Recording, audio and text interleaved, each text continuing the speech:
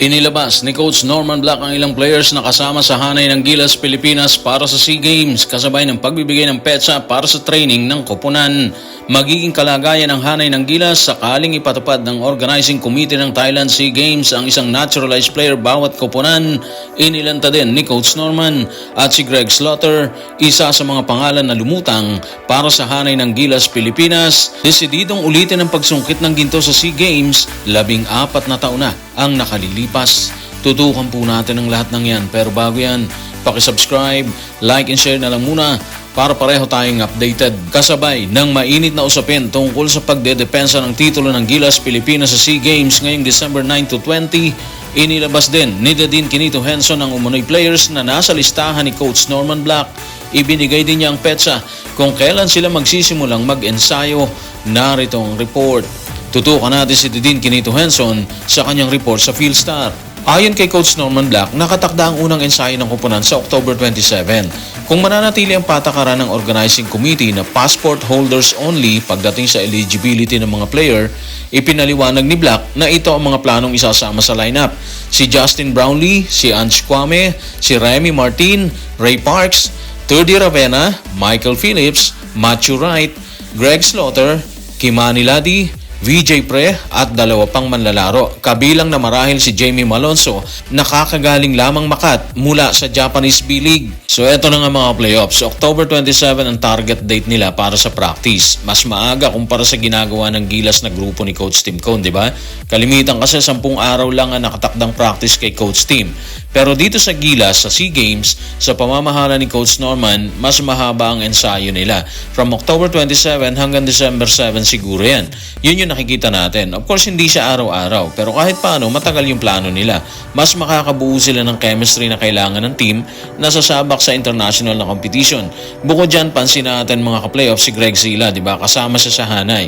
So may malaki talaga sa gitna ang grupo ni Coach Norman. Base sa mga pangalan na nabanggit, posible si Jamie Malonzo, kaya 11 players na sila dyan kung tutusin. Yung isa, hindi pa sure kung sino talaga siya. Malalaman natin yan sa mga susunod na araw kasi nga desidido si Coach Norman na mabuo niya or makabuo siya ng maaga para makapaghanda na kagad sila dyan. Siguro magkakaroon lang sila ng problema kung paninindigan ng Thailand ang FIBA rule na isang naturalized player lang ang dapat na maisama ng bawat bansa para sa kanilang bakbakan dito sa SEA Games. Yun lang ang nakikita natin problema rito mga ka-playoffs. At dahil tila panganib ang dala ng nasabing issue, ang FIBA rule na isang naturalized player lang ang kailangan, kaagad na naglabas ng pahayag si Coach Norman. Sa pahayag nito na inilabas ni Dadin Quinito Henson, inamin nito na muling mag-uusap ang Organizing Committee para talakayin ang issue. Narito ang kanyang pahayag. Tutukan natin si Coach Norman sa report ni Quinito Henson sa Philstar. Wala pang pagbabago sa mga panuntunan pero sinabihan ako na muling magpupulong ang Organizing Committee. Kung walang magbabago, ayos na kami sa kasalukuyang lineup. Kung susundin nila ang mga patakaran ng FIBA, kailangan namin ng mas malawak na tulong higit pa sa 2 baguhang manlalaro mula sa PBA dahil hindi ko tiyak kung saan pa kami makakakuha ng mga karapat-dapat na player. Ano man ang mangyari, balak pa rin naming bumuo ng lineup at magsimula ng ensayo sa October 27. Okay, medyo mabigat yung dala-dala ni Coach Norman ngayon mga ka-playoffs ha. Kung kasi hindi pwede ang composition nila ngayon na pinakita natin, na pinakita ni Dadin Quinito Henson, magpapalit sila ng ilang players na hindi pwedeng makasama sa hanay.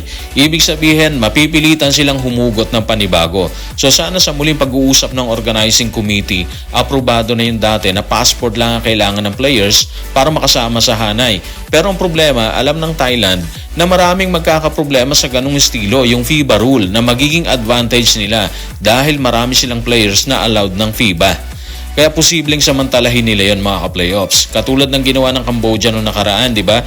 Passport lang din ang kailangan ng players kaya ang ginawa nila, humugot sila ng ilang foreign players tapos binigyan nila ng passport ng Cambodia. At ang resulta, ayun, sila nakaharap ng Gilas sa kampyonato. Sa ngayon, wala pang inilabas na petsa para pag-usapan ng Organizing Committee ang nasabing issue. Pero gagawin nila siguro yan sa lalong madaling panahon dahil nakataya dito ang commitment nila bilang host country, di ba? Mas maganda sana kung okay na yung rule na passport passport lang para everybody happy. At dahil sangkot ang pangalan ni Greg Slaughter sa nasabing issue, minabuti natin na muling ibigay ang kanyang pahayag tungkol sa muling pagsabak sa koponan ng Gilas, Pilipinas. Sa kanyang pahayag sa media, sinabi umano niya kay Coach Norman na gusto niyang ulitin ang kampyonatong nakuha nila noong 2011. Narito ang kanyang paglalahad.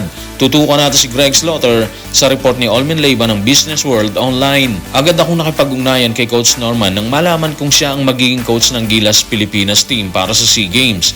Nagkampiyon kami noong 2011 at nang i-message ko siya, sinabi ko sa kanya na gusto kong muling maranasan yon, ang manalo ulit kasama siya. Actually, nakuha nilang kampyonato 14 years ago na ginanap sa Jakarta, Indonesia. Grabe, kabataan pa niya yon, di ba? 14 years ago eh. At base sa pahayag niya mga ka-playoffs, malakas ang paniniwala niya na kakayanin pa nilang humugot ng isa pang kampyonato dito naman sa Thailand gaganapin. Walang imposible, sabi nga nila, pero dito kakailanganin talaga nila ng matigas na manlalaro para maidepensa nila ang titulong inagaw ni Coach Chotre sa Indonesia noong 2023 kalaban ng Cambodia po sa final, di ba? Lahat naman ng players yun yung gusto manalo ng championship. Depende na lang siguro sa magiging composition at preparation ng koponan para sa torneo. Nabanggit natin yung Indonesia mga ka-playoffs, sigurado naghahanda rin sila dyan. Ganon din ang iba pang mga bansa na kasali, lalo na yung Cambodia, di ba? Sila ang gigil na talunin talaga nung time na yun ng Gilas Pilipinas, kaya dapat paghandaan ng Gilas ang Cambodia, hindi lang itong Thailand at ang ibang bansa. Baka kasi passport lang talaga yung requirement para sa player. Hopefully ganun yung mangyari. So posible ulit na hugutin nila ng Cambodia yung mga dating players overseas na hinugot nila para gabayan sila sa torneo dati, di ba? So good luck sa Gilas at kay Coach Norman. Mabigat ang magiging hamon sa kanila dito sa 33rd SEA Games. So guys, maraming salamat.